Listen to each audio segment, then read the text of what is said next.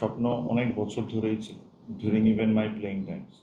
আমি আমি হয়তোবা প্রেসিডেন্ট হব, এটা এভাবে করে না, বাট উইথ টাইম আমার কাছে মনে হয়েছে যে হয়তোবা আমি জেলে জায়গায় ডিফারেন্স আনতে পারবো, আহ, আহ, যেটা আমাকে এখন প্রমাণ করতে হবে।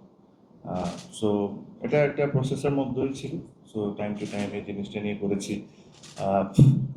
ওয়াজ year and half was extremely challenging.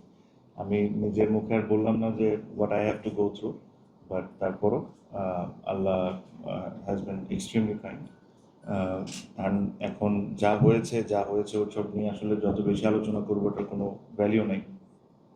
আমি আশা করি যে স্বপ্ন আমি দেখেছি, যে কারণে আমি লাস্ট 1.5 বছর 2 বছর তার আগের থেকেই একটা জার্নিতে ছিলাম, ওই জার্নিটা আমি এখন ফুলফিল করতে পারি।